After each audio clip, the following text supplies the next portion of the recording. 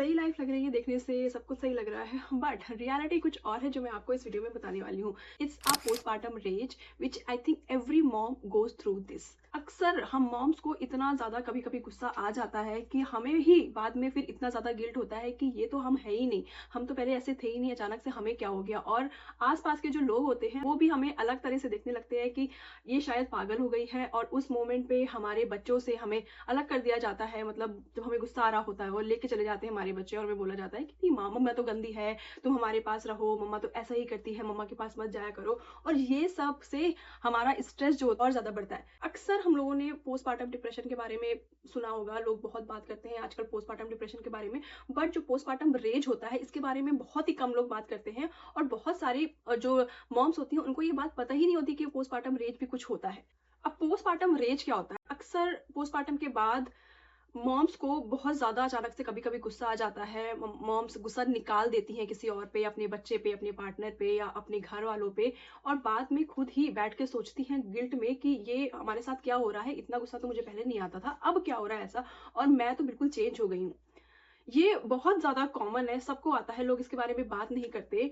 But मैं अपनी story आपके साथ शेयर करूँगी। सो मैं एक ऐसी इंसान हूँ जिसको लोग पहले बोलते थे कि तुम इसको गुस्सा थोड़ा जल्दी आ जाता है। मतलब मैं थोड़ा शॉर्ट टेम्पर टाइप की पर्सन थी, बच्चों से पहले, मतलब बचपन से लेकर बच्चों से पहले तक की बात बता रही हूँ। फिर जब मेरी बेटी बॉर्न हुई उसके बाद जो 2 साल था उसमें जितना मुझे गुस्सा आया ना, उसका और इसका कोई कंपैरिज़न नहीं है। मतलब ये वाला जो पार्ट था ना पोस्टपार्टम में, उसमें मुझे लाइक ऑलमोस्ट हर दिन गुस्सा आता था और मुझे ऐसा लग रहा था कि बस मेरी ज़िंदगी अब यही हो गई है और इसके आगे कुछ ठीक नहीं होगा, ऐसे ही हो जाएगा लाइक ऐसे ही लाइफ मुझे जीनी पड़ेगी। जिसकी वजह से रिलेशनशिप बहुत खराब हो रहे थे, ना सिर्फ पार्टनर के साथ, सबके साथ ही खराब हो रहा था चीज़ें। और मैं अपना वो जो इनिशियल जो मदरहुड होता है वो तो बिल्कुल भी इंजॉय नहीं कर पा रही थी। फिर मुझे धीरे-धीरे समझ में आया कि ऐसा क्यों होता है, जो कि मुझे सेकंड टाइम जो मैं मॉम हूँ उस पे मैंने कुछ हद तक चीज़ें ठीक की हुई हैं। बट ऐसा नहीं है कि 100% मुझे सेकंड टाइम में बिल्कुल भी गुस्सा नहीं आया। बिल्कुल आता है और ये किस वजह से होता है वो मैं अभी आपको एक्सप्लेन करने वाली हूँ। तो मैं अपना सेकंड टाइम का एक इंसिडेंट बताती हूँ। हुआ ये था कि एक रात पहले मेरा बेटा जो कि उस टाइम पे 8 मंथ्स का था वो ठीक से सोया नहीं था रात में। उसको कोल्ड हुआ था जिसकी वजह से वो रात में सोया नहीं था और जिसकी वजह से मैं नहीं सो पाई थी। अब मेरे हस्बैंड को नेक्स्ट डे ऑफिस जाना होता है तो वो सोते हैं ताकि वो नेक्स्ट डे ऑफिस जा सके। तो मैं ही पूरी रिस्पॉन्सिबिलिटी लेती थी कि जब भी बच्चा बीमार होता था पूरी रात जगनी है तो। उसकी वजह से मैं सो नहीं पाई, वो भी नेक्स्ट डे बहुत क्रैंकी था, नेक्स्ट डे मेरी भी एनर्जी बहुत ज़्यादा कम थी। फिर इवनिंग तक आते-आते मैं इतनी ज़्यादा टायर्ड हो गई थी, मैं बस वेट कर रही थी कि कब मेरे हस्बैंड आए। और अनफॉर्च्युनेटली मेरे हस्बैंड ने भी मैसेज किया कि उनको लेट होगा थोड़ा-सा आने में। खाना भी नहीं बना था, घर इतना ज़्यादा फैला हुआ था, मैंने किसी तरह कोशिश करके घर मैंने क्लीन किया। उसके बाद मेरी बेटी की ऑनलाइन क्लास होती है इवनिंग में जो है, तो मैं कॉल लगा रही थी, कॉल उसके ट्यूटर की उधर आवाज़ नहीं आ रही थी, जो कि उनके ट्यूटर बार-बार ट्राई कर रहे थे। और फिर वो मेरे हस्बैंड को मैसेज कर रहे थे कि कॉल नहीं लग रही है या कोई रिसीव नहीं कर रहा है। उधर मेरे हस्बैंड मुझे बोल रहे हैं मैसेज करके कि मैं मीटिंग में हूँ, देखो सॉर्ट आउट करो क्या है, क्या प्रॉब्लम है। और उसी टाइम मेरे बेटे ने रोना स्टार्ट कर दिया। मतलब एक साथ इतनी सारी चीज़ें, मैं स्लीप डिप्राइव्ड भी थी, मैं हंग्री भी थी, मेरी बेटी का कॉल नहीं लग रहा था, मेरे बेटे ने रोना स्टार्ट किया था, मेरे अंदर एनर्जी नहीं थी। और वहीं पे एक प्लेट रखी हुई थी, मैंने उसे उठा के तोड़ दिया। मतलब ये जो स्टोरीज़ मैं बता रही हूँ ना, ये सुन के शायद बहुत लोग जज करेंगे बट लिटरली मैंने ऐसा किया। एंड ऐसा नहीं है कि मैं बहुत बाद में मुझे गिल्ट नहीं हुआ, मुझे बहुत ज़्यादा गिल्ट हुआ। मुझे लगा कि ये जो किया वो किया, बट मेरे बच्चे देख रहे हैं मुझे, सबसे बड़ी बात मेरी बेटी देख रही है जो कि उसको क्या लगेगा। इतना ही हेल्पलेस उस टाइम पे मैं फील कर रही थी। और मतलब गुस्सा किसी का नहीं था, सब कलेक्ट होता आया रात से सुबह तक का, इवनिंग तक का, और मैं बिल्कुल आउट ऑफ कंट्रोल हो गई थी। दूसरा एक और सिनेरियो है जिसमें कि इसी को बोलते हैं मॉम रेज, जो कि हमें पता ही नहीं होता। और एक और सिनेरियो है जब ऐसे ही सिमिलर सिचुएशन थी, मैं इतनी ज़्यादा ओवर स्टिमुलेट हो गई थी कि मेरा बेटा रो रहा था और मैं उसे रोता हुआ देख रही थी। मतलब मैं वहीं पे बैठी हुई थी एंड आई वाज़ फीलिंग नंब, मतलब मुझे ऐसा कुछ फील ही नहीं हो रहा था कि इसको मैं चुप करा पाऊँ। मैंने लिटरली उसको 1 मिनट तक रोने दिया, उसके बाद मैं अपने सेंसेस में आई, मैंने पानी पिया और फिर मैंने उसे उठाया। जब मेरी बेटी ने मुझे बोला कि मम्मा वो रो रहा है उसको उठाओ। ये सारे छोटे-छोटे, मतलब ऐसे बहुत सारे मेरे साथ इंसिडेंट हुए हैं। मतलब सेकंड टाइम मॉम में तो बहुत कम है, फर्स्ट टाइम में बहुत ज़्यादा हुए थे। और जबकि मैं इंडिया में थी, सब पूरा सपोर्ट था, मुझे कोई काम भी नहीं करना था, मुझे ना ही खाना बनाना था, घर साफ करना था, कोई रिस्पॉन्सिबिलिटी नहीं थी, सिर्फ मेरी बेटी की रिस्पॉन्सिबिलिटी थी। उसके बाद भी मॉम रेज, पोस्टपार्टम रेज था मेरे अंदर। 2 साल लग गए। 2 साल के बाद मुझे ठीक फ़ील होना स्टार्ट हुआ, तब जाके सब मुझे ऐसा लगा कि मुझे नई ज़िंदगी मिल गई है। ऐसा फ़ील हो रहा था मुझे। सो इसके क्या रीज़न होते हैं अब मुझे समझ आ चुका है, और इस चीज़ को मैं आपके साथ शेयर करना चाहती हूँ, सो दैट अगर किसी एक मॉम की हेल्प हो पाए तो मेरे लिए बहुत बड़ी बात। सबसे पहला जो रीज़न है, नंबर 1 रीज़न इज़ स्लीप। अब स्लीप हमारी, आपको पता है, जब हमारी डिलीवरी हो जाती है उसके बाद हम अपनी स्लीप तो थोड़े टाइम के लिए भूल ही जाते हैं। हमें उठ-उठ के बच्चे को फीड कराना पड़ता है, जिसकी वज़ह से थोड़े टाइम के लिए हमारी स्लीप तो गई होती है। फिर कई बार ऐसा होता है कि थोड़ा बड़ा होता है बच्चा, फिर भी वो रात को उठ रहा होता है। किसी और रीज़न की वज़ह से, ज़रूरी नहीं है कि उसको भूख लगी हो, कभी होता है कि उसे कोल्ड हुआ हो तो वो रात में सो नहीं पा रहा होता है, तो हमारी नींद बहुत टाइम तक डिस्टर्ब होती है, जिसकी वज़ह से हम नेक्स्ट डे ज़्यादा टायर्ड होते हैं, और हमारा नर्वस सिस्टम डिलीवरी के बाद, मुझे नहीं पता, डिलीवरी के बाद हमारा नर्वस सिस्टम वीक हो जाता है।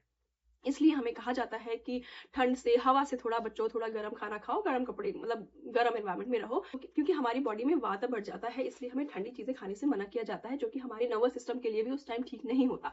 तो जब हमारा वाता बढ़ा हुआ होता है, हम अंदर से डिप्लीट हुए होते हैं, तो हमें गर्म खाना बोला जाता है। तो जब हमारा नर्वस सिस्टम हिला हुआ है, हमारी बॉडी वीक है, तो हमें तो जल्दी गुस्सा आएगा ही ना।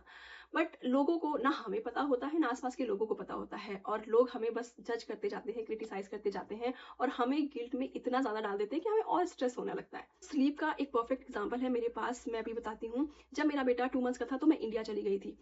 वहाँ पे मैं अपने पेरेंट्स के घर पे थी, कोई रिस्पॉन्सिबिलिटी नहीं थी, ना ही कुकिंग करनी थी, क्लीनिंग करनी थी, मतलब कुछ भी नहीं करना था। सिर्फ़ अपने बेटे को मुझे सुलाना था, उसमें वो थोड़ा-सा परेशान करता था, दैट्स इट। उसके बाद भी मैं चीज़ें हैंडल ही नहीं कर पा रही थी, इतनी ज़्यादा एग्ज़ॉशन, मॉम रेज, सब कुछ हिला हुआ था, कुछ भी बैलेंस में नहीं था। फिर जब मेरा बेटा 6 मंथ का हुआ तो मुझे यहाँ पे आना था यूएस में। मैं सोच रही थी, मेरे घरवाले सब सोच रहे थे कि वहाँ जाके करेगी क्या? क्योंकि अभी यहाँ पे इसको कुछ भी नहीं करना पड़ रहा, बेटे की भी रिस्पॉन्सिबिलिटी नहीं है, फिर भी ये हैंडल नहीं कर पा रही चीज़ें। कहीं न कहीं सबके मतलब दिख रहा था फेस पे, मुझे भी पता था, मुझे लग रहा था मैं वहाँ जाके कैसे करूँगी? वहाँ तो मुझे रात को अगर जगना भी है तो नेक्स्ट डे मुझे हस्बैंड का ब्रेकफ़ास्ट और लंच सब कुछ रेडी करना है। एक बेटी ऑलरेडी है जिसकी रिस्पॉन्सिबिलिटी है, क्लीनिंग सब कुछ करना है मुझे। फिर मैं यहाँ पे आई, और यहाँ पे चीज़ें अचानक से चेंज हो गई, मेरे अंदर ज़्यादा एनर्जी मतलब रहने लगी एज़ कम्पेयर टू जब मैं इंडिया में थी और मैं चीज़ें बैलेंस कर पा रही थी। मुझे समझ में नहीं आया कि क्या चेंज हुआ। फिर अच्छा, मेरी ये आदत है, मैं मतलब बहुत ही अ, पैटर्न देखने में कि क्या मैंने चेंज किया जिसकी वज़ह से क्या हुआ, इस चीज़ में मेरा दिमाग थोड़ा चलता है। तो मैंने नोटिस किया कि एक स्लीप ही थी जो मेरी चेंज हुई थी। वो इसलिए कि जब मैं इंडिया में थी तो मेरी थिंकिंग ये थी कि सुबह कौन-सा मुझे जल्दी उठना है, हाँ, मेरा बेटा जगा देगा, तो मैं उसको फीड करा के घरवालों को देके फिर से 2 घंटे की नींद सो सकती हूँ, तो मैं 10 बजे भी उठूँगी तो कोई क्या है, कुछ भी फ़र्क नहीं पड़ता। तो मैं रातों को मेरा बेटा 9:30 10 मैं उसको सुलाने जाती थी, तो 10:30 तक वो सोता था। फिर मैं अपना मी टाइम लेती थी, स्क्रीन टाइम लेती थी, जो कि डेढ़ 2 घंटे हो जाता था। मैं रात को 12:30 1 बजे तक सोती थी, जिसकी वज़ह से नेक्स्ट डे इतना एग्ज़ॉस्शन होता था मुझे। अब मैं जब यहाँ पे आई तो ऑलरेडी जेट लैग चल रहा था, हम 6 बजे सोने लगे, फिर 7 o'clock 8 o'clock तक हम सोने लगे थे, एंड मुझे ये था कि अब मैं कोई स्क्रीन टाइम नहीं लूँगी, जैसे ही मेरा बेटा सोएगा मैं सो जाऊँगी, क्योंकि रात में वो उठेगा तो मुझे उठना है, और अर्ली मॉर्निंग भी मुझे उठना है, ब्रेकफास्ट बनाना और हस्बैंड का लंच रेडी करना। इसलिए वो मैंने स्क्रीन टाइम अपना कट डाउन किया। जैसे ही मेरा बेटा सोता था, यहाँ पे जल्दी सो जाता था, 8:30 9 o'clock तक सो जाता था, और 9:30 मैं अपना फ़ोन रख के मतलब मैं सो जाती थी 10 o'clock तक। जिसकी वजह से सब कुछ बैलेंस में आ गया था। मतलब आप समझ रहे हो मैं क्या कहने की कोशिश कर रही हूँ, कि सिर्फ़ एक चीज़ चेंज हुई थी, स्लीप, जिसकी वजह से इतना बड़ा डिफ़रेंस था मेरी मतलब पोस्टपार्टम फ़ेज़ में। सेकंड एक चीज़ होती है कि हार्मोनल इम्बैलेंस। हमारी जब प्रेगनेंसी स्टार्ट होती है, पोस्टपार्टम होता है, तो हमारे हार्मोन्स वैसे भी बहुत अप डाउन होते हैं, जो कि 2 साल तक बैलेंस नहीं होते। धीरे-धीरे करके उन्हें टाइम लगता है, जिसकी वजह से भी हमें गुस्सा आता है। नेक्स्ट है मेंटल ओवरलोड। हमारी जो प्री किड लाइफ़ होती है, उसमें हम सब कुछ बैलेंस कर रहे होते हैं। फिर जब हमारी डिलीवरी होती है, उसके बाद भी हम सोचते हैं कि सब कुछ नॉर्मल हो गया है और हम सब कुछ खुद करना चाहते हैं। लेकिन उससे क्या होता है, हमारा मेंटल लोड बढ़ता है और हम थक जाते हैं, और हमारा कहीं न कहीं वो गुस्से में चीज़ें निकलती हैं। तो जितना हो सके हेल्प लो, जितना हो सके आपको सपोर्ट मिल रहा है आप लो, नहीं तो आपके हस्बैंड हैं उनको आप बोलो कि ये चीज़ आपको करनी है, इससे मेरा थोड़ा काम कम हो जाएगा, जिसकी वजह से सब कुछ ठीक रहेगा। I hope you are getting it. हमारे जो काम होते हैं ना घर के, जब हमारा बेबी होता है उसके बाद वो जो काम होते हैं ना, वो नेवर एंडिंग है। आप कितना भी कर लोगे, कभी पूरा कर ही नहीं सकते। तो जो भी कम इम्पोर्टेंट है, रोक सकते हो उसको, रोक के आप रेस्ट करो, अपने लिए टाइम निकालो। आप अगर योगा कर सकते हो, वॉक पे जा सकते हो, तो बहुत ज़रूरी है उस एनवायरनमेंट से ब्रेक लेना। सच में मुझे अभी थोड़े टाइम पहले से मुझे पोस्टपार्टम एंजाइटी फील हो रही थी। मैं डॉक्टर के पास गई, मुझे मेरे डॉक्टर ने यही बोला कि आपका थोड़ा-सा मेंटल ओवरलोड बहुत ज़्यादा हो गया है शायद, क्योंकि आप उसी एनवायरनमेंट में बहुत टाइम रह रहे हो, आपके 2 बच्चे हैं, आपको ही सब करना है, तो थोड़े टाइम के लिए आप उससे ब्रेक लो, आप थोड़ा बाहर निकलो, आप वॉक पे जाओ। एंड मैंने वॉक पे जाना स्टार्ट किया, बहुत देर के लिए नहीं, 20 मिनट्स 30 मिनट्स, एंड सच में हाँ, वॉक पर जाके मुझे काफ़ी अच्छा फ़ील होता था। एक और चीज़ है जो कि हम ध्यान नहीं देते, जब हमारी प्रेगनेंसी चल रही होती है तो हम प्रीनेटल लेते हैं, सब कुछ अच्छे से सप्लीमेंट लेते हैं, लेकिन एक बार डिलीवरी हो जाती है तो हम बाकी चीज़ों में इतना ज़्यादा कॉट अप हो जाते हैं, भूल जाते हैं कि हम हमेशा अपने सप्लीमेंट्स लेना भूल जाते हैं। मैं 6 मंथ्स तक मैंने प्रॉपर अपने सप्लीमेंट लिए हैं, फिर मैं भी भूल जाती थी, कभी इधर-उधर हो जाता था। तो अपने सप्लीमेंट का ध्यान रखना है, डॉक्टर हमेशा बोलते हैं, बाद भी आपको प्रीनेटल कंटिन्यू करने को बोलते हैं। आपका विटामिन डी आपको देखना चाहिए, अगर आपका विटामिन डी लो है तो उससे भी काफ़ी आपको एंग्जायटी फील हो सकती है। तो अगर आप नेचर में नहीं जा रहे हैं, आपको धूप नहीं मिल रही है, तो विटामिन डी सप्लीमेंट आपको लेना ही पड़ेगा। तो ये चीज़ें हैं पोस्टपार्टम रेज, जो कि मुझे नहीं लगता कि बहुत लोग बात करते हैं इसके बारे में, क्योंकि उनको लगता है कि अगर हमें गुस्सा आ रहा है तो कहीं न कहीं हमें हम में प्रॉब्लम है। क्योंकि और जो इंस्टाग्राम पे आप लोगों को मॉम्स को देखते हो परफेक्ट पुट टुगेदर, ऐसा कुछ नहीं होता। सबको गुस्सा आता है, सब कहीं न कहीं अपने बच्चे पे चिल्ला देते हैं। बट उसका रीज़न यही होता है मॉम रेज। अरे मैं अगर अपनी बात करूँ तो मैं अपने टाइम पे हम ये क्यों बोलते हैं कि हम लोग तो मार खा-खा के बड़े हुए हैं, क्योंकि हमारी मम्मियाँ तो हमें 2 थप्पड़े लगा के चुप करके बिठा देती थी।